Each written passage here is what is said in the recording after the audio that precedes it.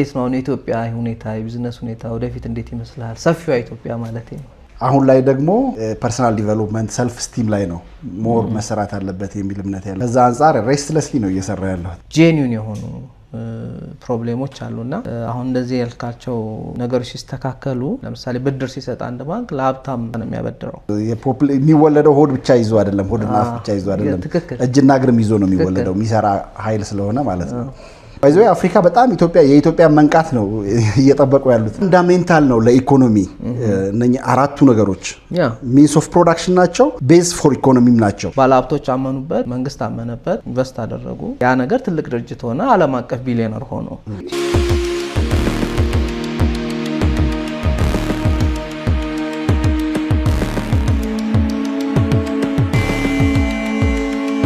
ሰላም እንዴት ሰነበታችሁ ውድ የአርሞ ፖድካስት ማይንድፉል ኢትዮጵያውያን ዛሬ እንደተለመደው ከአዲስ እንግዳ ጋር አርሞ ፖድካስት ተገኝቷል አብራችሁን ቆዩ ሰላም ነች እንዴት ነህ ዌልካም ብያለሁ ወደ አርሞ ሰላም እንዴት ናችሁ እግዚአብሔር ይመስገን እናንተ በጣም ደህና ስራ ጥሩ ነው ስራ ሸጋ ነው ኢትዮጵያን ያዳረስካት ነው ምን ቀረኛ ወለጋ ብቻ ነገር ደምቢዶሎም ተጀምሯል ፍላይት አሁን እዛም ትሄዳለህ አይቀርም ወርቅም እየወጣ ነው አይደል አሁን አይ ጥሩ ነው ቢዝነስ ላይ እንግዲህ ያው ቲዮሪቲካል ኖሌጅ አለ ከዛ ውጪ ደግሞ መሬት ላይ ደግሞ ወርዶ ሲሰራ ደግሞ ሌላ ጉዳይ ነውና እንግዲህ በተለያየ ኢትዮጵያ ቦታ ላይ ዞሮ ያን ነገር ማየት አሁን የኢትዮጵያ ቢዝነስ ምን ይመስላል የሚለውን ሞር ኤክስፖዠር ያለ ይመስለኛል አሁን አዲስ አበባ ላይ ብቻ ቤዝ አድርገው ከሚሰሩ ሰዎች እንዴት ነው ኢትዮጵያ ሁኔታ የቢዝነስ ሁኔታ ወደፊት እንዴት ይመስላል ሰፊው ኢትዮጵያ ማለት ነው ኦኬ ኢትዮጵያ በጣም ትልቅ ሀገር ነው ብዙ ጊዜ አንዳንድ እዚህ መሃል ላይ ብቻ ብዙ ጊዜያችን እናሳልፋለንና ያለውን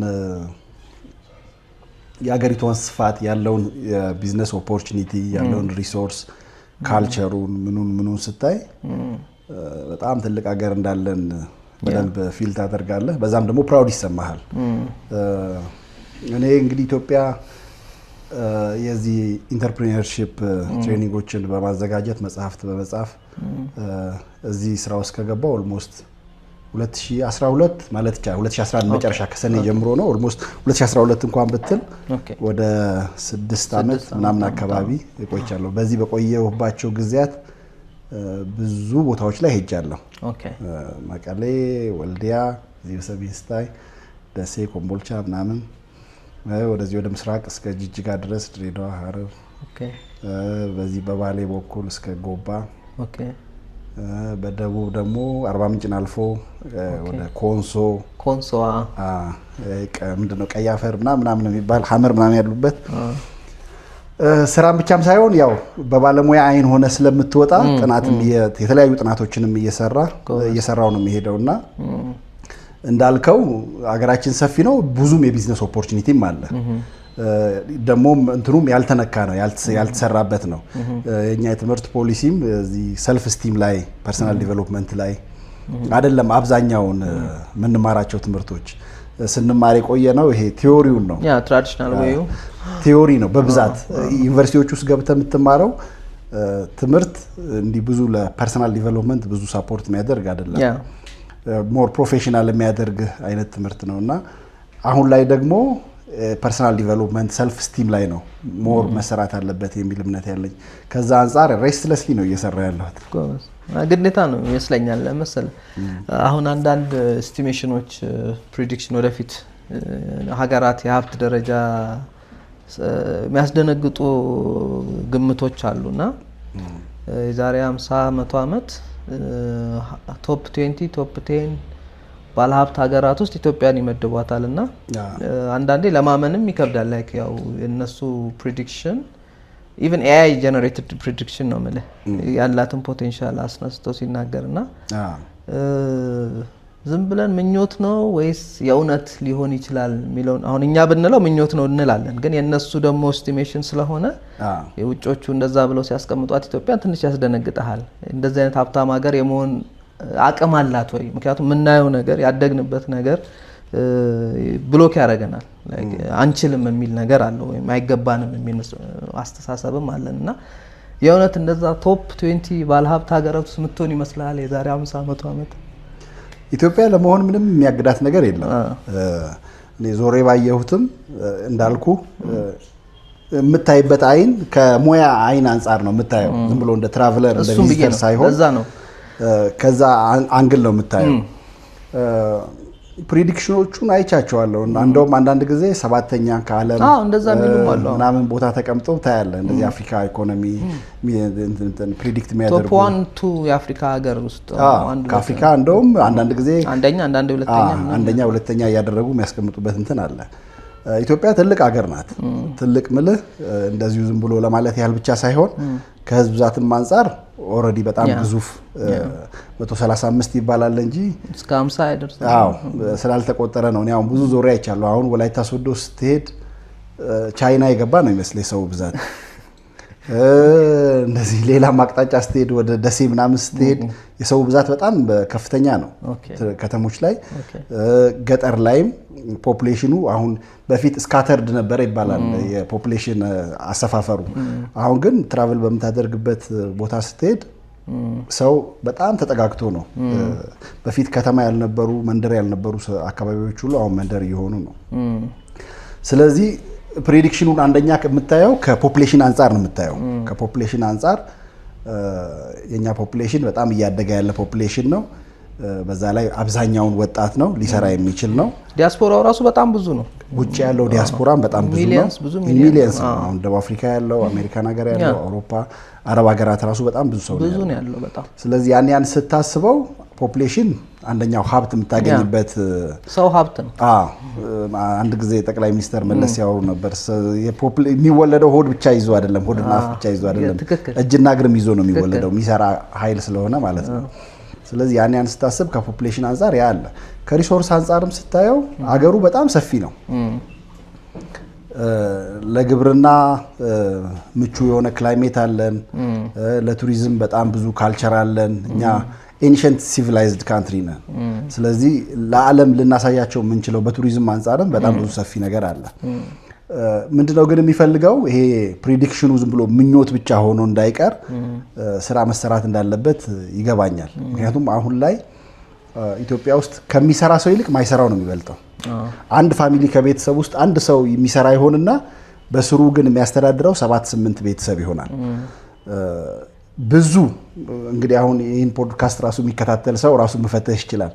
አንድ ቤተሰብ ውስጥ የሚሰራው ሰው 1 ወይ 2 ይሆናል። በስሩ የሚተዳደረው ደግሞ በጣም ብዙ ሰው ይሆናል። በእንደዚህ አይነት ሁኔታ አገር አያድግም። ስለዚህ የሆነ መለወጥ ያለበት ነገር እንዳለ ይሰማኛል። እኔ አሁን ኢንተርፕሪነርሺፕ ላይ ሰራ ኢንተርፕሪነርሺፕ ለኢኮኖሚ ዲፋይን እናደርገዋለን። ለኢኮኖሚ ፋውንዴሽን ነው። ሚንስ ኦፍ ፕሮዳክሽን ከሚባሉት ከአራቱ ግብአቶች መካከል አንደኛው ኢንተርፕሪነርሺፕ ነው። ላንድ፣ ሌበር፣ ካፒታልና ኢንተርፕሪነርሺፕ ነው። ስለዚህ ኢንተርፕሪነርሺፕ እንደዚሁ ዝም ብሎ ስራ ፈጠራ ብቻ በሚለው ዲፋይን የምታደርገው አይደለም። ከዛ ያለፈ በጣም ብሮድ የሆነ ነገር አለው እና አሁን የኛም ትውልድ ኤክስፔክት እንደሚያደርገው፣ መንግስትም ኤክስፔክት እንደሚያደርገው፣ ሌሎች ሀገራትም ኤክስፔክት እንደሚያደርጉት ባይዘው አፍሪካ በጣም የኢትዮጵያ መንቃት ነው እየጠበቁ ያሉት። ሰሞኑ የነበሩትን የአይሾ ስፒድ ቪዲዮዎቹንም አይታቸው ከሆነ ብዙ አፍሪካ ሪያክት ያደረጉ ነው። በጣም እንትናቸውን ስታየው ብዙ ነገር ከኛ ይጠበቃል ማለት ነው። ስለዚህ ምን ይፈልጋል? ኢንተርፕሪነርሺፕ ላይ በደንብ መስራት ይፈልጋል። የኛ ሀገር አሁን ለኢንተርፕሪነርስ ብዙ የሚመች አይደለም። ለምን እንዳይመች ያደረገው በጣም ብዙ ፋክተርስ አለ። ሰሞኑን አንድ ተቆርጦ የወጣ ቪዲዮ ሳይ ነበረ። ቅድም እንዳልኩ ፋንዳሜንታል ነው ለኢኮኖሚ እነኚህ አራቱ ነገሮች ሚንስ ኦፍ ፕሮዳክሽን ናቸው፣ ቤዝ ፎር ኢኮኖሚም ናቸው። ላንድ፣ ሌበር፣ ካፒታል እና ኢንተርፕሪነርሺፕ። ኢንተርፕሪነርሺፕ ላይ ስትሄድ የሰው ኢንተለጀንሲውን የሰው ኃይሉን ምኑን ያካትታል ከሌበር በተጨማሪ ማለት ነው። ኢንቴሌክቹዋል ካፓሲቲ እሱን ያካትታል። ስለዚህ ምንድነው ሊበራላይዝ መደረግ አለበት። ባለፈው ተቆርጦ የሰማሁት ያልኩ ጌታቸው ረዳ መቀሌ ዩኒቨርሲቲ እሱ አስተማሪ ነበር እንደኔ ፊውዳሊዝምን ያሸነፍነው መሰለን እንጂ ፊውዳሊዝምን አላሸነፍነውም፣ ስታተሱ ነው የተቀየረው የሚል ነገር ሲናገር ወደ ውስጤ በጣም እንትናልና በጣም ጉዳዩን አሰብኩት። ረጅም ርቀት ሄጄ አሰብኩት። እውነት ፊውዳሊዝምን አላሸነፍነውም?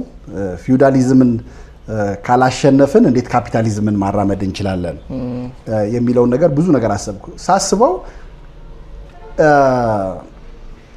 መሬት ለምሳሌ አራቱን ነገሮች ጠቀስን አይደለ? ከእነኚህ ለኢኮኖሚ ቤዝ ከሆኑ አንድ ኢንተርፕሪነር ደግሞ ብዙ ሰው ምንድነው የሚመስለው ገዝቶ መሸጥ ብቻ የሚመስለው ሰው አለ።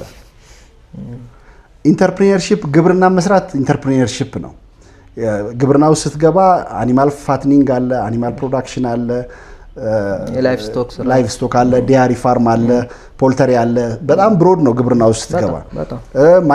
ማይኒንግ ብትሰራ አንድ ኢንተርፕሪነር ማይኒንግ የሚሰራ ሰው እንደ ኢንተርፕሪነር አይቆጠርም።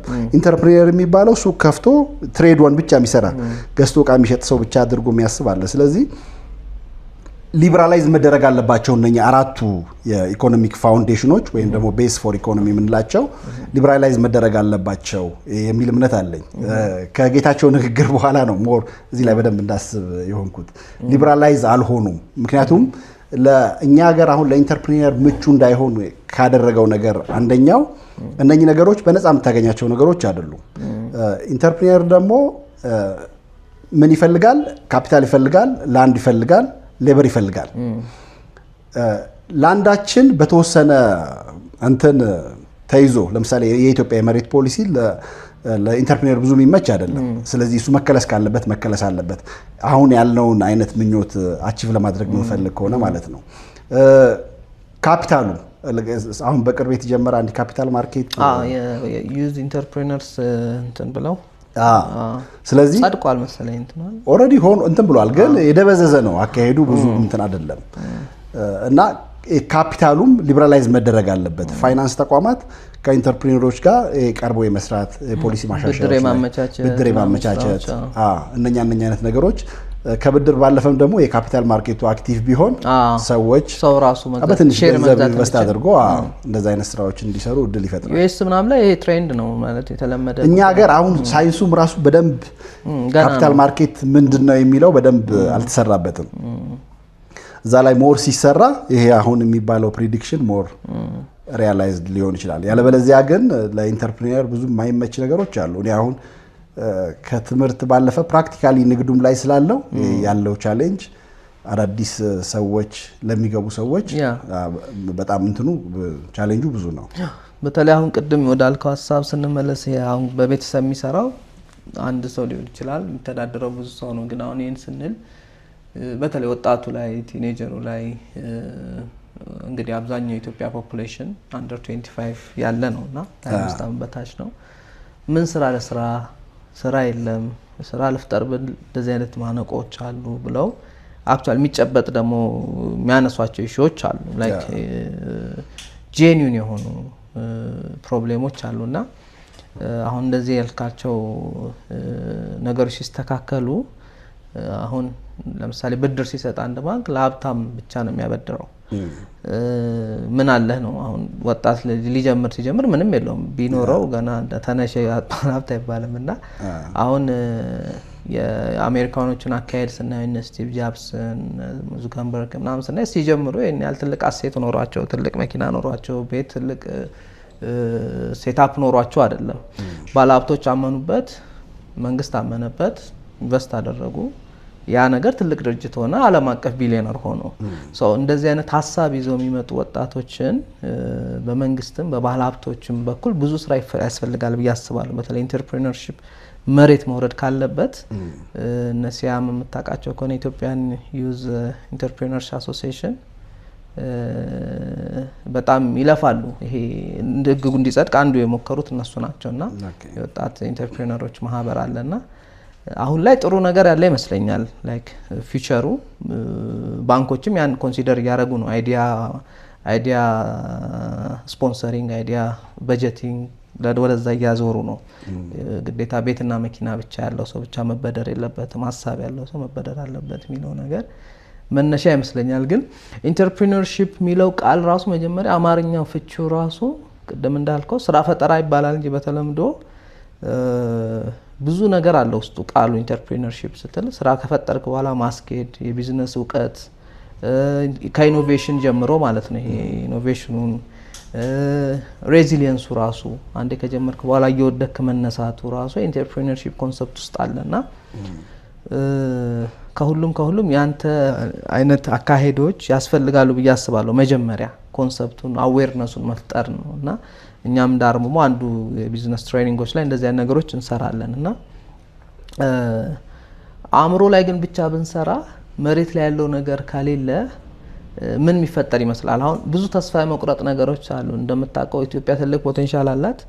ስቲል ደግሞ በየባህሩ የሚሞተው ደግሞ ወጣት ነው፣ ከዚህ ለመውጣት ማለት ነው እና ለአንዳንድ ወጣቶች ሙሉ ለሙሉ ተስፋ መቁረጥ ከመግባት በፊት የሚጨበጥ ነገር ተስፋ ያለው ነገር ምን አለ የሚለውን እስኪ በዚሁ እንድንነካካው። ጥሩ ሀሳብ ነው ያነሳኸው። ሰሞኑን አንድ ፖድካስት ላይ ኢንተርቪው ነበረኝና ከዛ በኋላ እኔ አሁን ሞር እንደዚህ በአካል የሆኑ ትሬኒንጎችን ነው ማዘጋጀው። ከዛ በተረፈ መጽሐፍት አንድ 3 መጽሐፍት ኢንተርፕሪነርሺፕ ኤሪያ ላይ 3 ነው የመነገጃ ብቻ ነው 3 ነው 3 መጽሐፍ ጽፌ ያለው። እንዲህ ዞረህም ስታይ ብዙ ወጣቶችም ደግሞ ለትሬኒንግ ይመጣሉ። የሚያነሱት ጥያቄ አለ። ኢትዮጵያ ውስጥ አሁን ቢዝነስ ለመጀመር ኢንቨስትመንቱን በጣም ከፍተኛ ሆኗል። እንደዚህ በትንሽ ገንዘብ ስራ መጀመር አትችልም። እኛ ቢዝነስ ውስጥ ስንገባ በትንሽ ገንዘብ ነው፣ ትንሽ ገንዘብ ትንሽ እውቀት ይዘ ስራ ውስጥ ትገባለህ። ለመስራት እድሉም ሰፊ ነው። ብዙም እንደዚህ የኮንትሮሊንግ የመንግስት ኮንትሮሊንግ እንትኑም ኢንፍሌሽኑም የሰውም ደግሞ የመግዛት አቅሙ ምኑ ጥሩ ነበርኛ በነበርንበት እነኛ ነገሮች እንትን ነበሩ። እንዳልከው ኢትዮጵያ ውስጥ አሁን በጣም ብዙ ወጣት ነው ያለው። አብዛኛውን ወጣት ደግሞ በሀገሩ ተስፋ ቆርጦ ስደት ላይ ነው ያለው። ስደትን እንደ አማራጭ አድርጎ ነው ያለው። ብዙ ሰው እናገኛለን ስንጠይቃቸው ያው መስራት የሚፈልግ ለመስራት በስነ ልቦናም በምንም የተዘጋጀ ሰው ነው ያለን።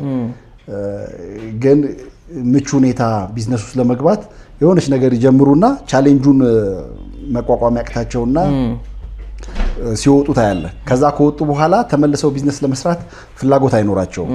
ምንድነው አንድ አማራጭ የሚያደርጉት? ወይ ቤት መቀመጥ፣ ወይ በሱስ ውስጥ መጠመድ፣ ወይ ደግሞ መሰደድ ነው አማራጭ የሚያደርጉት። ይሄ እንደ ሀገር በጣም ትልቅ ሎስ ነው። ምክንያቱም አንድ ሰው ከልጅነት ከውልደቱ ጀምሮ ራሱን ለመስራት እስከሚዘጋጅበት እድሜ ድረስ ቤተሰብ በጣም ብዙ ኢንቨስት ያደርግበታል፣ ሀገር ኢንቨስት ያደርግበታል፣ ኮሚኒቲ ኢንቨስት ያደርግበታል። አንድ ሰው ማቹርድ እስኪሆን ይሄ አሁን ለመስራት የበቃ እድሜ ላይ እስኪደርስ ድረስ እንደ ሀገር የሚጠቀመው እንደ ሀገር ኮንሱም የሚያደርገው በጣም ብዙ ሪሶርስ አለ።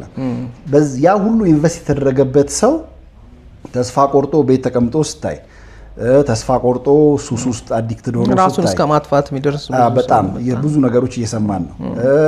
ብሞት ይሻለኛል ብሎ ደግሞ ስደትን አማራጭ አድርጎ በህገ ወጥ መንገድ የሚሄደውን ስታይ በጣም ብዙ ስራ እንደሚጠበቅብን አስባለሁና ሰሞኑን ምን አሰብኩ፣ ትራቨል አድርጎ መስራቱ ብዙ ሰው ለማግኘት ይቸግራል። ምክንያቱም ውስንነት አለ። እንደ ፐርሰን አንድ ሰው ሆነ ብዙ ሰው ጋር መድረስ የምትችልበት ደግሞ አሁን ብዙ የቴክኖሎጂ አማራጮች ስላሉ ለመስራት የማይመች ወቅት ቢሆንም ግን ምን መስራት ይቻላል? ሰውን ማይንዱን ማዘጋጀት፣ የስራ ዲሲፕሊን እንዲኖረው። ቻሌንጅ ሁል ጊዜ በህይወት አለ። የሰው ልጅ ከተፈጠረበት ጊዜ ጀምሮ ብትሰራም ባትሰራም ቻሌንጅ አለ። ስለዚህ ቻሌንጁን ፈርቶ ከመሻሽ ቻሌንጁን መጋፈጥ የሚችል የአእምሮ ውቅር ያለው ጀነሬሽን እንዲፈጠር እዛ ላይ በጣም መስራት እንዳለብን ይገባኛል። ከዛ በተረፈ ፖሊሲ አውጪዎች፣ የመንግስት አካላት ኢትዮጵያ እንግዲህ አሁን ከሁሉም በላይ ትልቅ ያላት ሀብት ወጣት የሰው ኃይል ነው። ወርቅ አለን፣ ናፍጣ አለን፣ ምናምን ብዙ ሪሶርሶች አሉን፣ ዩራኒየም አለን፣ ብዙ ነገር ሊባል ይችላል። ግን ያ ሁሉ አክቲቭ የሚሆነውና ፕሮዳክቲቭ የሚሆነው ወደ ገንዘብ ሊቀየር የሚችለው ያንን ወደ ገንዘብ ለመቀየር የሚችል ሰው ስኪል የሆነ ማንፓወር ሲኖረን ነው። ስለዚህ ፖሊሲ አውጪዎችም ፖሊሲ ላይ በደንብ መስራት ይጠበቅባቸዋል። የፖሊሲ ማሻሻያዎች መደረግ አለባቸው። ምን አይነት ነገር አለ መሰለ፣ መንግስት እርግጥ ነው ገንዘብ ያስፈልገዋል። ህዝብን የሚያስተዳድረው ከህዝብ ኮሌክት በሚያደርገው ገንዘብ ነው።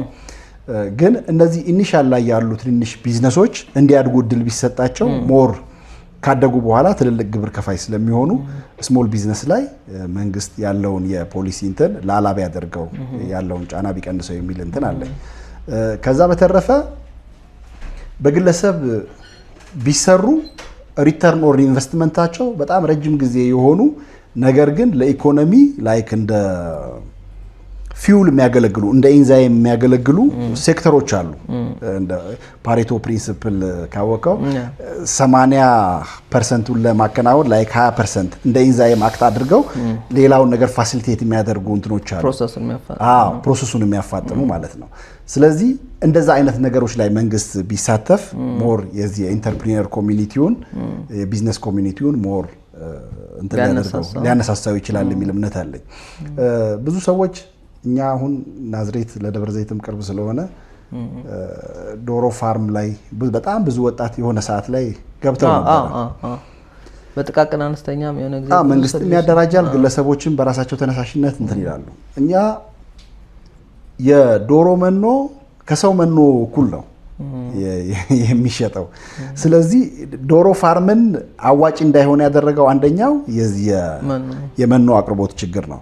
ስለዚህ መንግስት ደግሞ የመሬት ባለቤቱ መንግስት ስለሆነ ትልልቅ ኢንፍራስትራክቸሮችን መገንባት ስለሚችል ሪተርን ኦን ኢንቨስትመንቱ ረጅም ጊዜ ሊሆን ይችላል። ግን ኢኮኖሚውን ቅድም እንዳለው እንደ ፓሬቶ ፕሪንሲፕል ሳፖርት ሊያደርገው ስለሚችል እንደዚህ አይነት ነገሮች ላይ ቢሳተፍ መንግስት አንደኛ ተጨማሪ ገቢ የሚያገኝባቸው ምን አምናለው መሰለ፣ ኢትዮጵያ አሁን የምትከተለው ሚክስድ ኢኮኖሚ ይሁን ካፒታሊዝም አም ኖት ሹር የትኛው አቅጣጫ ላይ ነው የሚለው ማኒፌስቶ። ሚክስድ ኢኮኖሚ ከሆነ ጥሩ ነው፣ ግን ሪሊ ሚክስድ ነው ወይ የሚለው እኔ አም ኖት ሹር ይሄ ነው ብለህ ዲፋይን ለማድረግ አንዳንድ ጊዜ ሚክስድ ነው እንዳትል ሚክስድ ካራክተሮቹን ስታያቸው አንዳንድ ጊዜ ከዛ ጋር የሚጣረሱ ነገሮች ታያለ። ፒውር ካፒታሊዝም ነው ደግሞ በማርኬት የሚመራ ነው ብለህ ደግሞ እንትን እንዳትል ማርኬት ኢኮኖሚን ደግሞ የሚጣረሱ ነገሮች ታያለ። ስለዚህ አገር በቀል የሆኑ ፊሎሶፊዎችን አዳብሮ ያሉ ጋፖች በመንግስት የሚሸፈኑትን መንግስት እንዲሸፍናቸው፣ ሌላው ደግሞ ወጣቱ ደግሞ ሰርቶ መቀየር የሚችልበትን ምቹ ሁኔታ ግራውንድ ቢፈጠር አገር ያድጋል። አብዛኛውን ወጣትን ደግሞ መታደግ እንችላለን። ከሱስ መታደግ እንችላለን፣ ከስደት መታደግ እንችላለን፣ ከዲፕሬሽን እና ይሄ ደግሞ ከሱሳይድ ወጣቱን መታደግ እንችላለን። ይህንን ማድረግ የምንችለው ግን እነኛ አሁን ያልናቸው ነገሮች ላይ ሞር ትኩረት ተሰጥቶ በመንግስትም ሲሰራ ደግሞ በሚመለከታቸው አካልም ላይክ እንደናንተም ደግሞ እንደዚህ አእምሮ ላይ እንደሚሰራ ሰው እዛ ላይ በደንብ ሞር ሲሰራ ብዙ ያስፈልጋል፣ ብዙ ስራ ይፈልጋል። ያ ሲሰራ ምቹ ግራውንድ ይኖራል።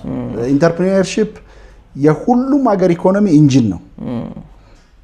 ኢንጂን ነው። ይሄንን አምኖ መቀበል፣ ከዛ ደግሞ ከኢንተርፕሪነሮች ጋር መስራት፣ ፖሊሲ ሲወጣ ኢንተርፕሪነሮች ተጋብዘው ኢኮኖሚስቶች ተጋብዘው ይሄን ነገር ብናደርግ እንደዚህ ለማሻሻል አስበናል፣ እኛ ያሰብነው ከዚህ አንጻር ነው፣ ይሄን ብናሻሽለው ኢንተርፕሪነሮቻችን ይጎዳል ወይስ ይጠቅማል? ጫና ያሳድርባቸዋል አያሳድርባቸውም? ጫናስ የሚያሳድርባቸው እስከ ምን ያህል ድረስ ነው? ሊሸከሙት ይችላሉ የሚለው ነገር ሞር ጥናት እየተደረገ ቢሰራ ጥሩ ነው። የኛ ሀገር ያው ሀገረ መንግስቱን በየጊዜው ሲቀየር ፖሊሲዎችም ስለሚቀየሩ በዛ መሀል የሚጨፈለቅ በጣም ብዙ ቢዝነስ አለ። እሱን ነው የምፈራው። አሁን ቢዝነሶች ባለፈው ብዙ ፍቃዶች ንግድ ፍቃዶች ተዘግተዋል የሚልም ሪፖርት እያየው ነበርና አሁን ለውጡ ፖቴንሻል እስካለ ድረስ የሚቀር ነገር አይደለም።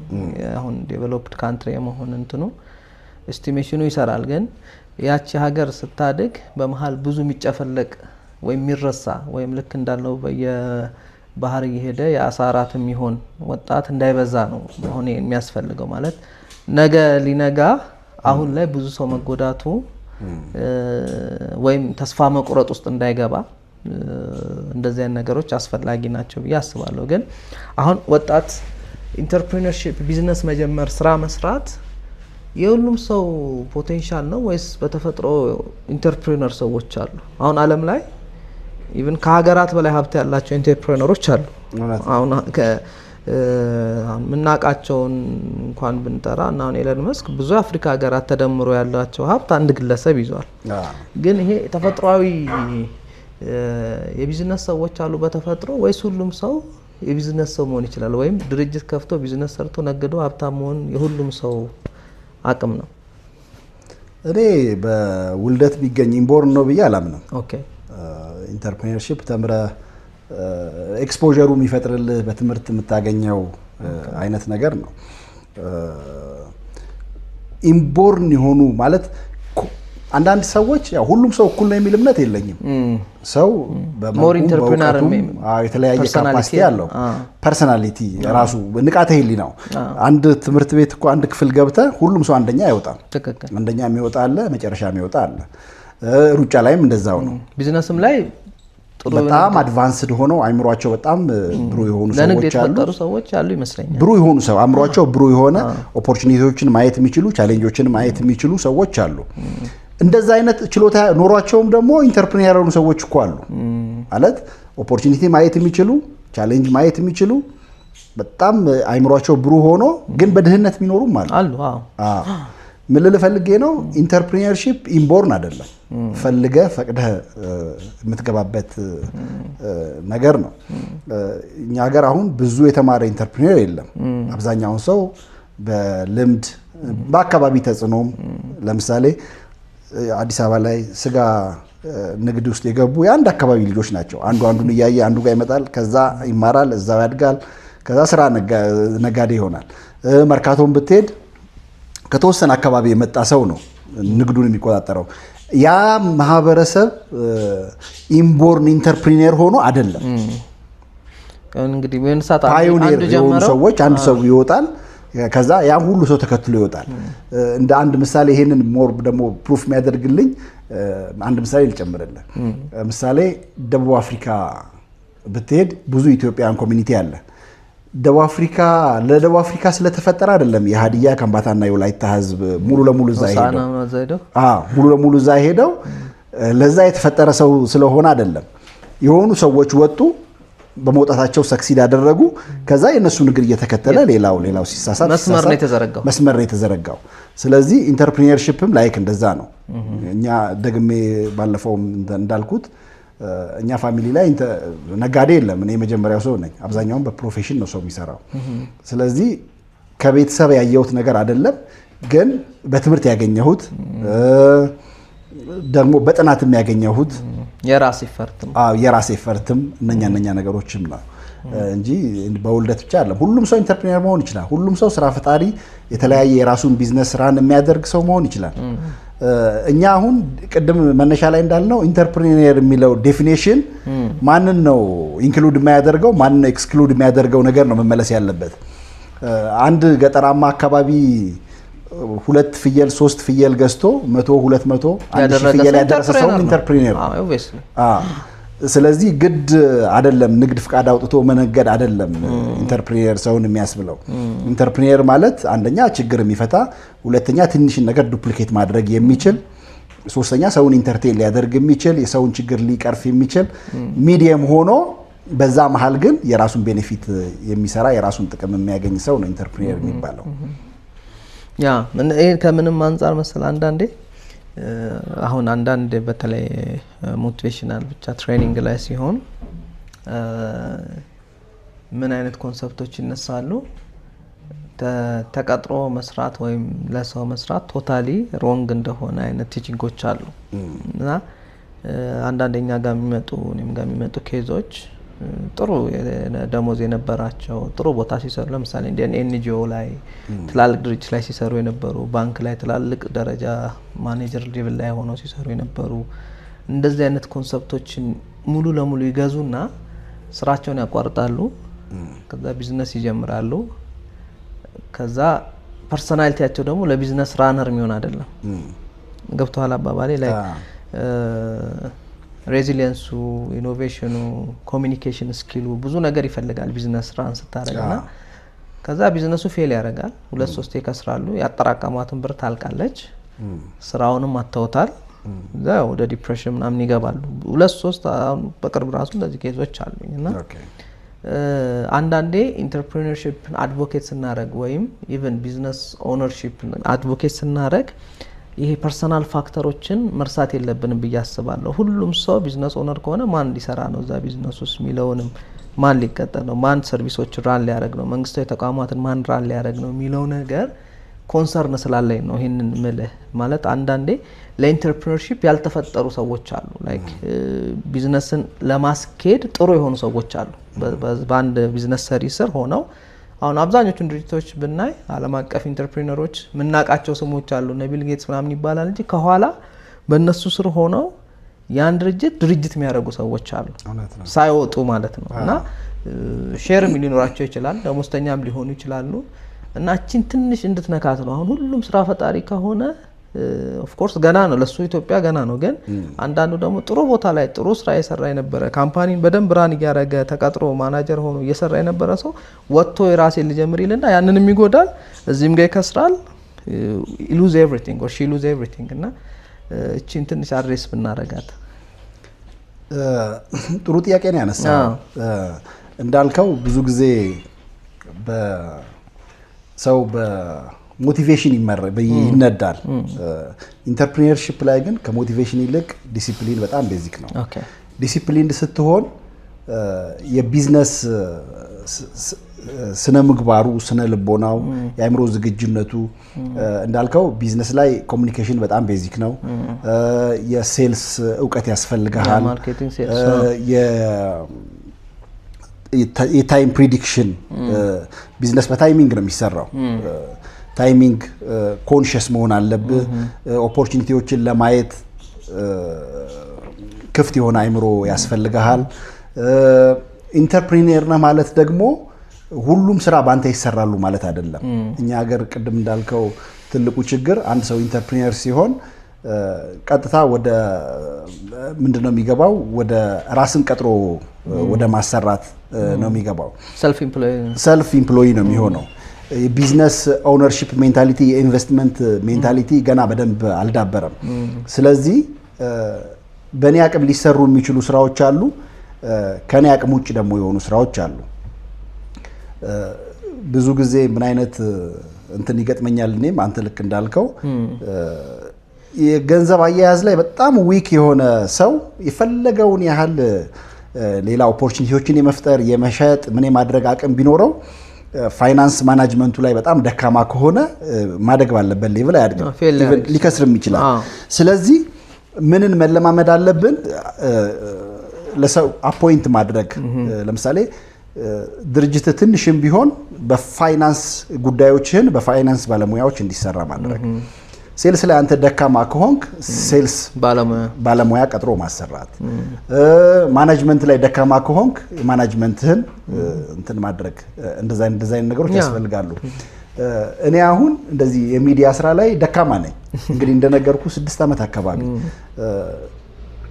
ብዙ እንትን ፈጥሬ ያለው ብዙ ስም ፈጥሬ ያለው ብዙ ቦታ the whole nation ስለምዞር ማለት ነው ሁሉም ሰው ጋር መድረስ አትችልም አንድ ሰው ነህ እንትን አይደለም ስለዚህ ሁሉ ቦታ መገኘት ስለማትችል ማለት ነው ግን ቴክኖሎጂ የፈጠረው ደግሞ አሁን ሶሻል ሚዲያ አለ ሜንስትሪም ሚዲያ ቴሌቪዥንም አየር ሰዓት ወስደ መስራት ትችላለህ እነኚህ ነገሮች ሰርተ ብዙ ሰው ላይ እንዳደርስ ቅድም ለሄደን ስነግራት ነበር 2-3 ጊዜ ቢሮ ተከራይቼ ቢሮ ጋር መሄደው ኪራይ ለመክፈል ነው እንግዲህ ፕሮዳክሽን ይጀምራለሁ ብዬ ማለት ነው ስለዚህ አሁን ያ የኔ ደካማ ጎን ነው ማለት ነው ይሄንን ሶልቭ ለማድረግ ምንድነው ማድረግ ያለብኝ ይሄንን የሚሰራልኝ ቲም ማቋቋም ፕሮዳክሽኑን የቪዲዮ ፕሮዳክሽኑን ቮይስም ከሆነ ያንን ፕሮዳክሽን የሚሰራልኝ ሰው ማቋቋም አለብኝ ማለት ነው ያንን ካላደረኩ ግን ኪሳራ ውስጥ ገባለሁ ማለት ነው አሁን የስንት ቢሮ ተከራይቼ ለቀቁ 3-4 ቢሮ የስንት ጊዜ ኪራይ እየከፈልኩ ኪሳራ ማለት ይሄ አይደለም ስለዚህ ሁሉም ነገር በአንድ ሰው መሆን የለበትም ሁለተኛ ነገር ስትገባ ቢዝነሱ ስትገባ በምንም አይነት ሂሳብ ስሜታዊ ሆነ መግባት የለብህም አስበህ ለክተህ አጥንተህ እችለዋለሁ ወይ የሚለውን ማክሲመም ቢዝነስ ኢንተርፕሪነር እኮ ሪስክ ቴከር ነው። ሪስክ ወስደህ ነው የምትገባው። ግን ስትገባበት በደንብ ማሰብ፣ በደንብ መዘጋጀት፣ ጊዜውን ማየት፣ ጊዜውን ዋጁም ስለሚል መጽሐፉ ጊዜውን በደንብ ማየት፣ ሁኔታዎችን ማየት ያስፈልጋል። እና የምትሰራውን ቢዝነስ እስከ ምን ያህል ጊዜ ድረስ ነው ሊሄድ የሚችለው? እንዳልኩ ኢትዮጵያ ውስጥ ፖሊሲ ይቀያየራል፣ ኢኮኖሚው ያልተረጋጋ ነው። ለኢንተርፕሪነርሺፕ በጣም አስቸጋሪ ነው ኢትዮጵያ። ስለዚህ ምንድነው የሆነ ሰዓት ላይ አዋጭ የሆነ ቢዝነስ እድሜው የተወሰነ ጊዜ ድረስ ነው። ከዛ በኋላ ሊቆም ይችላል። ትዝ ይለኛል አዳማ ላይ የሆነ ወቅት ላይ 2000 ሚሊኒየም አካባቢ እስከ 2005 ድረስ የከብት ንግድ በጣም ትልቁ ቢዝነስ የከብት ንግድ ነበረ። ከብት አድልቦ ወዴት መላክ? ወደ የመንና ወደ ሳውዲ አረቢያ መላክ። በጣም ብዙ የከተማው ወጣቶች የዛ አዳማ ዴራ ምናምን አካባቢ ያሉ ወጣቶች በዛ ሀብታም ሆነዋል። ተመስገን። በጣም ብዙ ተቀይረዋል። ያ የሆነው ግን የመን የሚባል ሀገር ሰላም እስከነበረ ድረስ ነው። አሁን የመን ሰላም ማለት ነው። የመን ኦልሬዲ ከፈረሰ 10 ምናምን ዓመቱ ማለት ነው። ስለዚህ ቢዝነሶች ጊዜ አላቸው፣ ወቅት አላቸው። እዛ ላይ ይታገላለሁ ካልክ በመሀል የሰበሰብከውን ገንዘብ ጨርሰ ባንክራፕት ሆነ ነው የምትወጣው። ስለዚህ ያንን የማየት አንዳንድ ሰው በቃ እዛው ላይ ይታገላል፣ ከዛሬ ነገ ይሻሻላል። እንደዛ አይነት ነገርም ጥሩ ነው። ኮንሲስተንት ሆኖ ጊዜን ማለት ጥሩ ነው። ግን ራይት ፕሌስ ሆነ ያንተን እንትንም አቅምህንም ማየት ያስፈልጋል። እስከምን ያህል ነው ልሸከመው የምችለው የሚለውን ነገር ማየት ያስፈልጋል። ስለዚህ እንዳልከው ዲፕሬሽን ውስጥ ይከታል ሰው። እንግዲህ አሁን ጥሩ ከሚሰራበት መስሪያ ቤት ወጥቶ ወደ አዲስ ዓለም ነው እንግዲህ ቢዝነስ ዓለም ውስጥ ሲገባ አዲስ ዓለም ነው። እንደዛ ሲገባ ቤተሰብ ይኖረዋል፣ ልጆች ይኖራሉ። ስሜታዊ ሆኖ ነው የገባው። እኔ አሁን ይሄንን ቪዲዮ ለሚመለከቱ ሰዎች አንድ አድቫይዝ ማደርገው ሰው ማክሲመም ተቸግሮ ወይም ደግሞ ማክሲመም ተመችቶት ቢዝነሱ መግባት የለበትም። በጣም ተነቃቅቶም ስሜታዊ ሆኖ ቢዝነሱ መግባት የለበትም። እነኚህ ፖይንቶች ለቢዝነስ ብቻም ሳይሆን አሁን በእናንተም ውሳኔ አትወስን ይባላል አይደለ? በጣም አዝነህ ወይ በጣም ተደስተህ የምትወስነው ውሳኔ ፌር አይሆንም። በተረጋጋ እንትን ነው። እኛ ቢሮ ኃላፊም ሆነን ስለሰራን ልክ ደብዳቤ እንደመጣ ወዲያው አንፈርምም። እስቲ ይቀመጥ፣ ይረፍ፣ ይቀዝቅዝ ይባላል። ይቀዝቅዝ ኢኔሴንስ ካየው በኋላ የምታመዛዝናቸው አርመሞ ማለት እሱ የምታመዛዝናቸው ወደ እናንተ መጣኝ እንትን ነው ለምሳሌ ጊዜና ስሜት ያልካት በጣም ከኢሞሽናል ኢንተለጀንስ የምንለው የስሜት ብልህነት አሁን ላይ ለቢዝነስም ዓለም አቀፍ በጣም አስፈላጊ ስኪሎች ከሚባለው ቶፕ ነው ያስቀመጡት ዩሮፓውያን።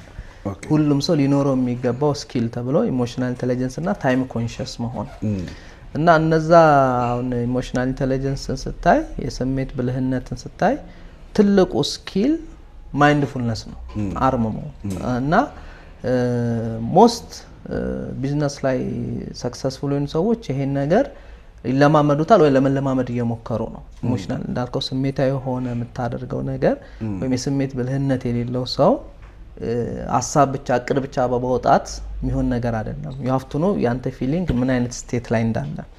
በጣም በደስታም በጣም በሀዘንም በጣም በንዴትም በጣም በኤክሳይትመንት የምታደርገው ቢዝነስ የሆነ ቦታ ሄደ ኤክሳይትድ ስለሆንክ ብቻ ወይ ነው ሰው ሲሳካለት የሆነ መኪና ሲገዛ ስላየ በቃ እኔም ይሄን ቢዝነስ ልጀምር እንዴ ብለህ በቅናት ወይም በመጥፎም ስሜት የምታደርገው ነገር it will not last እና it will not be successful most of the time እና ሌላው ደግሞ የጊዜ ኮንሺየስ የመሆን ያልከው ጊዜህን የማዋጀት ጊዜህን የማስተዋል ጉዳይም አዌርነስ ይፈልጋል።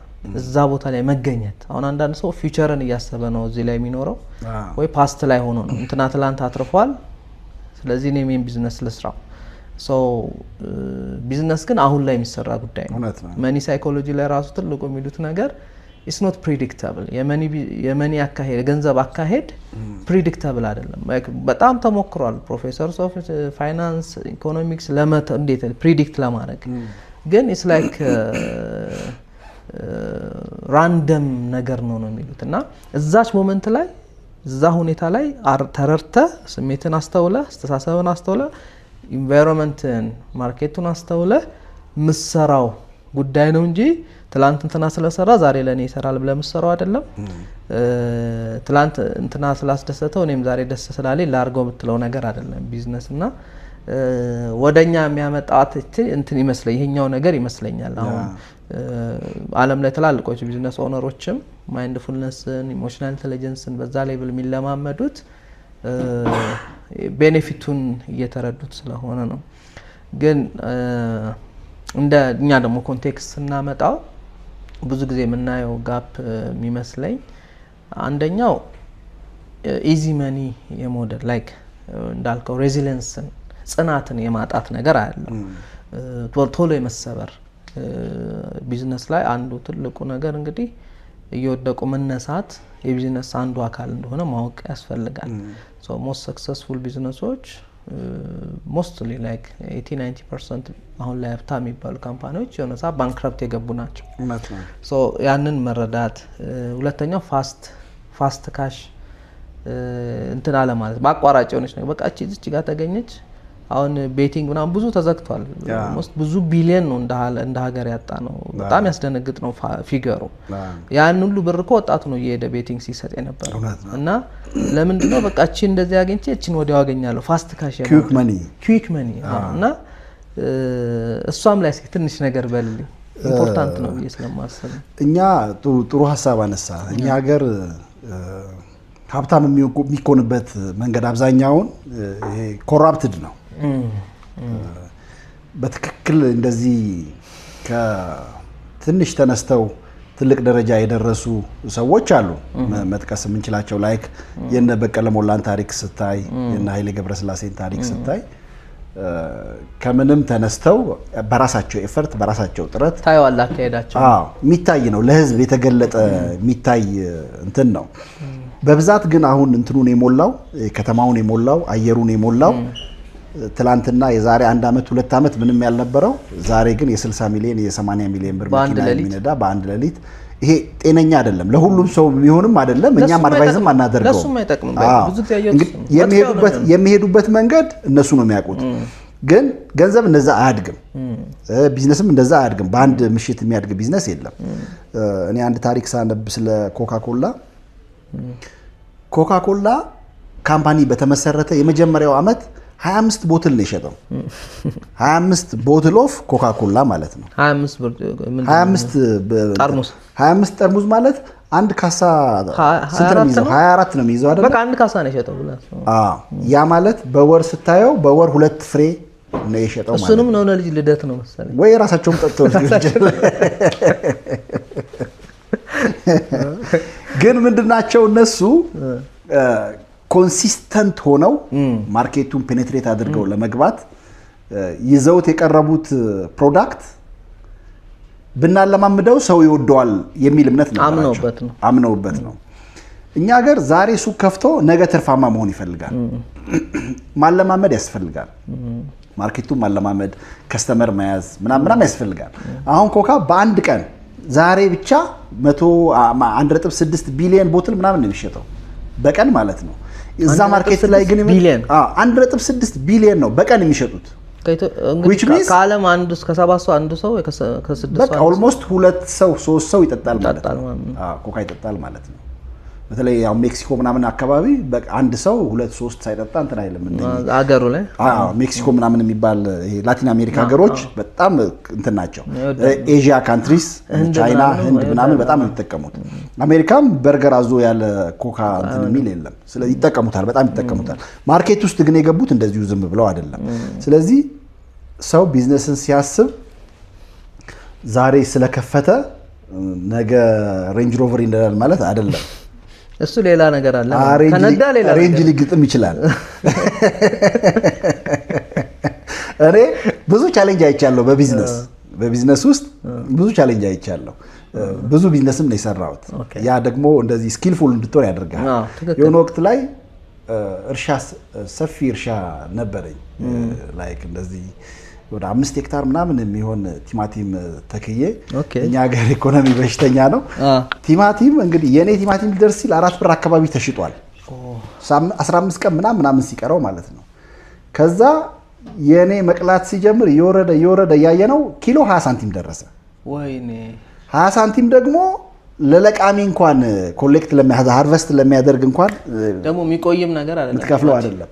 ያን ግነን በጣም ስሜታዊ ነኝ። ካልኩሌት አደርጋለሁ። 5 ሄክታር ነው። 1 ሄክታር ላይ 600 ኩንታል ባገኝ በ3 ብር እንኳን ብሸጠው ምናምን በቃ ሚሊዮነር መቼ የዛሬ 16 ዓመት ምናምን ማለት ነው። በጣም ነው ሞቲቬት የሚያደርግ። ግን ኢኮኖሚው እንትን አይደለም። መንግስት ፕሮቴክሽን አይሰጥህም። አሁን እኛ ሀገር ቢዝነሶች ባለፈው ከአሃዱ ፖድካስት ከኪራ ጋር ስናወራ ነበረ።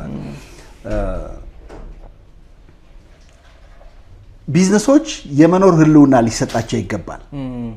ፕሮቴክት ሊደረጉ ይገባል። ይሄ በጣም ፍላክቹዌት የሚያደርግ ኢኮኖሚ ላይ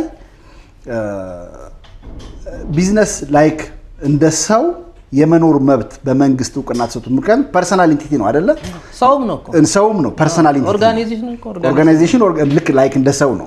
ስለዚህ እንደዛ መብት ተሰጥቶት ሪስፖንሲቢሊቲ ብቻ ሳይሆን መብትም ተሰጥቶት የመኖር ህልውናው በመንግስት ፕሮቴክት ሊደረግ ይገባል የሚል ሀሳብ አንስተን እንደውም ይሄ እንደ ሙቭመንት በኢንተርፕሪነርሺፕ ዙሪያ እንደ ሙቭመንት አድርገን እስከ ህግ ማጸደቅ ድረስ ለምን አንሄድም የሚል ሀሳብ በውስጥ ዲቨሎፕ እያደረገ ነው። እንደዚህ አይነት ሀሳብ ካለ ያምሬ ነው ለብሔርና ሙቭመንት ከማድረግ የተሻለ ነው። ተቋማት በቃ መኖር አለባቸው። ሌላ ዓለም ይገርማል። እኛ አሁን ስቴብል ስላልሆነ ቲማቲም ማምረት እኔ አሁን የሆነ ጊዜ እንደውም ቲማቲም ያለበት ምግብ ሁሉ አስጠልቶኝ ነበር። ትራውማ ሳንቲም ገብቶ ትራውማ ነበር እልህ ይዞኝ እንግዲህ ምን ያህል እንትን እንደሆንኩኝ ፋርም ላይ በቃ በ20 ሳንቲምም እኮ ለምን ነው ለነጋዴ አይጭንልህም። ከዛ እኔ ለምን አልጭንም ብዬ አይሱዚ ተከራይቼ ጭኜ ይዤ መጣሁ። ለካ ማርኬቱ ደግሞ በብሮከርስ በምናምን በኮኔክሽን የታጠረ ነው። ስላመጣ ብቻ አትሸጥም። እነሱም ትንሽ ቢዝነሱ ላይ እንግዲህ አድሬስ መደረግ ያለባቸው ብሮከርስ ይመስሉኝ። መፈታት ያለበት መኖራቸው ጥሩ ነው። ገበያውን ያሳለጡታል። ግን አሻጥርም ደግሞ አለው። ጄኒን መሆን አለበት። እኛ አሁን ተጎርተን የመጣ ነው። ዜጋ ነን አይደለ? መኪና ተከራይተህ ስትመጣ፣ ጭነህ ስትመጣ፣ አስለቀመህ ስትመጣ የሀገር ሀብትም ነው አይደለ? ከዛ አንድ የቲማቲም ሳጥን አለ ላይክ እንደ ፓሌት አይነት ቲማቲም ሳጥን ካወቅ በዛ 70 ኪሎ ምናምን ነው የሚይዘው አንዱ። በዛ 40 ብር አሉን 70 ኪሎ ቲማቲም ማለት ነው። መድፊያም ይቸግራል። የት ትደፋዋለህ? ከተማ አምጥተሃል። ስለዚህ በቃ ደስ እንዳላችሁ ብለን አንድ ጓደኛዬ ጋር ነበርን ጥለን ነው ማርኬት ላይ የወጣ ነው ማለት ነው። ከዛ በኋላ ሳናስለቅመው ከብት ነው የተለቀቀበት። ያ ሁሉ የሀገር ሀብት ማለት ነው። እና ማርኬቱ በራሱ ኢትዮጵያ ውስጥ ያለው ማርኬት ለኢንተርፕሪነር አስቸጋሪ ነው።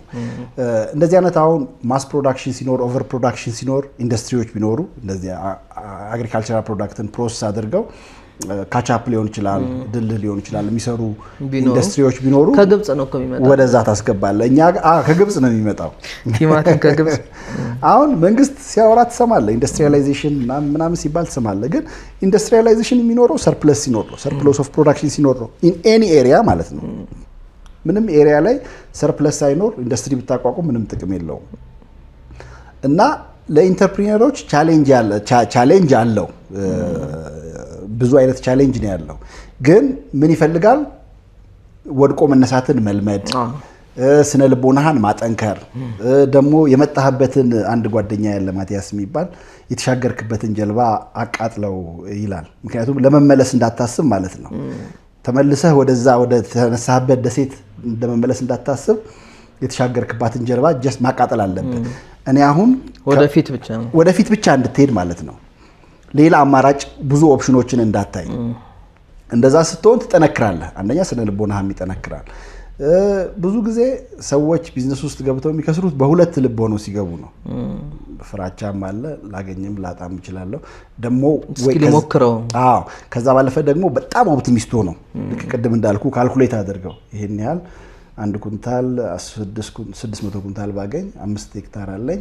ከ5 ሄክታር 5 ሲባዛ በ6 ወደ 3000 ኩንታል በቃ ስትሰራ ወደ 2 ሚሊዮን 3 ሚሊዮን ብር ነው ሚሊዮነሩ። የዛሬ 15 ዓመት 2 ሚሊዮን 3 ሚሊዮን ማለት 20 ሚሊዮን ማለት ነው። አዲስ አበባ ቢያንስ 2 ቤት 3 ቤት ይገዛል። ስለዚህ ያንን ካልኩሌት አድርገህ ስትሰራው በጣም እንትን ያደርግሃል። ግን ቢዝነሱ ሲገባ በደንብ ታስቦ ከዛ ባለፈ ደግሞ መማር የቢዝነስ ዲሲፕሊንን መማር የሴልስ የማርኬቲንግ ስልጠናዎችን መውሰድ አሁን ዲግሪ ምናምን መውሰድ ሊከብደው ይችላል ያ ሰው ግን አትሊስት እንደኛ አይነት ስልጠናዎችን መውሰድ ራሱ ስልጠና ሌክዠሪ አይደለም። አሁን ላይ ሰው እንደዚህ አይነት ነገሮችን ሲያይ ስልጠናዎችም ሲሰጡ ሲያይ እንደ ብለፊንግ ይሉታል እንግዲህ በአማርኛ ፌዝ እንደዛ ነው ያፌዘ ወይም በቃ ጀስት ዝም ብሎ ጥቅም የሌለው ጉዳይ ነው የሚመስለው እና ሌላ ዓለም ላይ ግዴታ ነው እንደዚህ አይነት ነገር መውሰድ። አሁን አንዳንድ ካምፓኒዎች ስልጠና ወስደ በየአመቱ ያን ነገር ካላሳየህ ኢትዮጵያም የተጀመረ ነው አክቹአሊ አንዳንድ ካምፓኒዎች ሰርቲፊኬቶች ካልወሰድክ ትሬኒንጎች ካልወሰድክ ከዛ ፖዚሽን ላይ አቀጥለው እንደዚህ አይነት ትሬኒንጎች ወስጃለሁ ብለ KPI ላይ ማስገባት አለበት። ብዙ እኮ ነው ያለ እንትን የምናሳልፋቸው ጊዜዎች በንቶ ፈንቶ በማይሆን ነገር የምናሳልፋቸው ጊዜዎች በጣም እልፍ ናቸው። ስለዚህ በሳምንት 2 ቀን 3 ቀን እንደዚህ አይነት ትሬኒንግ ያለባቸው ቦታዎች መካፈል ትሬኒንግ ብቻም አይደለም ኢቭን ተመሳሳይ ማይንድ ሴት ያላቸው ሰዎች ላይ ስለ ንግድ ብቻ ወይ ስለ ቢዝነስ ብቻ ወይ ስለ ግብርና ሊሆን ይችላል ኢንዱስትሪ ሊሆን ይችላል ስለ ትሬድ ቁም ነገር የሚወራበት አካባቢ መዋል በራሱ የፐርሰናሊቲን ዲቨሎፕ ያደርገዋል ይቀይረዋል። ስለዚህ የማይሆን ቦታ ወጣቱ ዝም ብሎ የማይሆን ይሄ ከንቱ የሆነ ነገር የሚወራበት ኳስ ብቻ ወይ ደግሞ ይሄ ብሔርተኝነት ብቻ በጣም የሚከረፋ ቦታ ከሚውል ላይክ እንደዚህ አይነት ኢንቫይሮንመንቶችን መፍጠር ኮሚኒቲ ቢልድ ማድረግ ለምሳሌ አሁን ቅድም ኢንተርፕሪነር አሶሲዬሽን አለን ያልከኝ ያንግ ኢንተርፕሪነርስ አሶሲዬሽን ኢትዮጵያን ያንግ ላይክ ይሄ እየሰፋ ብዙ ወጣቶችን ቢያቅፍ የምታወራው ስለ ቢዝነስ ብቻ ይሆናል። አንዱ ያላየውን አንዱ ያያል ትተጋገዛለህ እና ማይንድህ በደንብ ሞር ዲቨሎፕድ የሆነ ይመጣል። ስለዚህ ስትሮንግ የሆነ ማይንድ ሴት ሲኖርህ ብትገፈተርም አትወድቅም ብትወድቅም ደግሞ ትነሳለህ። ስለዚህ እንግዲህ ወጣቶች አንዱ ምክር እናንተ ሬዲ ሁኑ ነው። እናንተ ራሳችሁ ላይ ስሩ፣ ሞክሩ።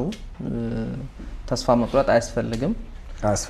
ለደላሎች፣ ለገቢዎች፣ ለታክስ፣ ለንግድ ሚኒስቴር ደግሞ ትንሽ ኢንተርፕሬነሮችን መታገስ ቢያንስ ፌል ሲያደርጉ ወዲያውኑ ለመዝጋት ወይ ግብር ለመጫን ወይ እንደዚህ ያን ነገር ከማለት ይልቅ አዘንድ ኦፍ ዘ ዴይ ላንጉጅ ናቸው የሀገር ሳምባ እና ልብ እንደማለት ነው ቢዝነሶች።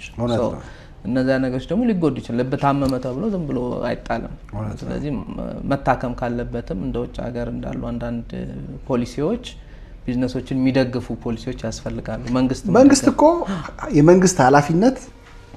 የመንግስት ኃላፊነት አንደኛው የስራ ዕድል መፍጠር ነው አይደለ? አሁን ማክሮ ኢኮኖሚ ማሻሻያ ተብሎ አንድ ሰሞን ብዙ ነገሮች ሲሰሩ ነበር። ጥሩ ነው፣ የተወሰኑ ፖዚቲቭ ውጤቶች አሉ። ግን ማክሮ ኢኮኖሚ ማለት ስለ ማክሮ ኢኮኖሚ ስታስብ አንደኛ ስለ ኢንፍሌሽን ነው የምታስበው፣ ሁለተኛ ስለ ኢምፕሎይመንት ነው የምታስበው፣ ሌላ ስለ ሃርድ ከረንሲ ነው የምታስበው። ቤዚካሊ እነኚህ ሶስቱ ነገሮች ቤዚክ ናቸው። ግን እኛ ሀገር የተደረገው የማክሮ ኢኮኖሚ ማሻሻያ የትኛውን ነው ያከመው? አንኢምፕሎይመንት ችግርን የፈታው ብትል በጣም ብዙ ሰው ስራ ፈቶ ነው የተቀመጠው። ኢቭን አዲስ ወደ ስራ የሚገባ ሰው ብቻ አይደለም። መቼ ዕለት አንድ ሪፖርት ወጥቶ ነበር በፌዴራል የተመዘገቡ 580 ምናምን ሺህ ንግድ ፍቃድ ተዘግቷል። ኦልሞስት 80% ተዘግቷል። ያ ማለት በፊት የነበረውን ራሱ ስራ ፈጥሮ ለራሱም ስራ የፈጠረ ለሌሎችም ደግሞ የስራ ዕድል የፈጠረ ቢዝነሶች በዚህ ያህል ከተዘጉ ማክሮ ኢኮኖሚ ማሻሻያው ችግር አለበት ማለት ነው፣ ወይ መፈተሽ አለበት ማለት ነው። የቀረው ነገር አለ። ማክሮ ኢኮኖሚ ማሻሻያ የምታደርገው ሌላ ኢንፍሌሽንን ኮንትሮል ለማድረግ ነው። ቤዚኮቹ ነገሮች ሶስቱ ናቸው፣ ሃርድ ከረንሲ፣ ኢንፍሌሽን እና አንኢምፕሎይመንት። ስለዚህ ማክሮ ኢኮኖሚ ማሻሻያ ስናደርግ እነኚህ ነገሮች ቀርፎ ከሆነ that's good። ግን እኛም ኢኮኖሚው ላይ ያለን ሰዎች ስለሆነ እነኚህ ሶስቱ ነገሮች አልተቀረፉም። ከረንሲም ስቲል ችግር ነው አይደል? ሃርድ ከረንሲ የውጭ ምንዛሬ ማግኘት ከባድ ነው ስቲል ማለት ነው። ስለዚህ እነኚህ ነገሮች ሊቀረፉ የሚችሉት ምን ቢደረግ ነው? ማክሮ ኢኮኖሚ ፖሊሲ ላይ ሞኔታሪ ፖሊሲ ብናሻሽል ነው ወይ ፊዚካል ፖሊሲ ብናሻሽል ነው ወይ ደግሞ እንዳለ የኢኮኖሚክ እንትኑ ስትራክቸሩ በምን መልክ ነው መቃኘት ያለበት የሚለውን ነገር የሚለውን ሞር ዲቴል ማየት ያስፈልጋል። ከዛ በተረፈ እኛ ሀገር በጣም ብዙ ወጣት ነው ያለው። ህዝቡም በጣም ብዙ ነው። 130 ሚሊዮን ኦልሞስት 150 ሊሆን ይችላል ማቆጠረው ኢትዮጵያ ሰንሰስ ከተሰራ እኮ ስንት አመቱ በጣም ረጅም ጊዜ ነው። ስለዚህ ፖፑሌሽን ከፍተኛ ስለሆነ ይሄ ፖፑሌሽን አይድል መሆን የለበትም። ምክንያቱም አይድል ከሆነ ሳይበላ ማደር የለም ይኖራል። ሳይበላ ማደር የለም ኢነሴንስ ሳይበላ ማደር የለበትም። ሰው ሳይበላ ማደር አለ፣ ግን ሳይበላ ማደር የለበትም። ስለዚህ ሁሉም ሰው ይመገባል ማለት ነው። አይድል አድርገህ መመገብ ደግሞ አገርም ማክሰር ነው። ስለዚህ ይሄ ሁሉ ወጣት ምን እንዲሆን ያስፈልጋል? ፕሮዳክቲቭ እንዲሆን ማድረግ ያስፈልጋል። እኛ ሀገር ቅድም ያነሳውልህ 4 ፖይንቶች አሉ። የኢኮኖሚ ፋንዳሜንታልስ የሚባሉት ቤዚክ ሌበር፣ ላንድ፣ ካፒታልና ኢንተርፕሪኒየር። እነኚህ አራቱን አይድል አድርገን እንዴት ነው ልናድግ የምንችለው? ሌበር ላንድ ኬዝ ስትወስድ በተወሰኑ የክልል መንግስታት ኦልሬዲ አዲስ እንትኑን ስታተሱን ቀይሯል እንዳለው ጌታቸው አዲስ ፊውዳል ነው። ስለዚህ መሬት ለኢንቨስትመንት ለማግኘት ያለው ፕሮሰስ እርዝመቱ ያለው ቢሮክራሲ ያለው ደግሞ ለሁሉም ሰው ክፍት አይደለም። ኔትወርክ አለ፣ ብዙ ነገር አለ። ስለዚህ አንደኛ ላንዳችን ፕሮዳክቲቭ አይደለም። ላንዳችን ምልህ ላንድ ሲባል ሰው ሁሉ ጊዜ ወደ አይምሮ የሚመጣው ግብርናን ብቻ ቤዝ አድርጎ ነው። ከግብርና አንፃር ብቻ ሳይሆን ከኢንዱስትሪም አንፃር ከማይኒንግም አንፃር ኢቨን ሱቅ ከፍቶ ከመስራት አንፃር መሬት ያስፈልጋል። ግራውንድ ነክሰ ስለሆነ የምትሰራው ማለት ነው። ስለዚህ የመሬት ፖሊሲው በራሱ መቃኘት አለበት። እሱን ምን ማድረግ አለ? ሊበራላይዝ መደረግ መቻል አለበት። ሊበራላይዝ የሚደረገው እንዴት ነው? በጣም ብዙ ጥናት ይፈልጋል። ካፒታላችን ላይክ አሁንም በሞኖፖሊ ነው የተያዘው።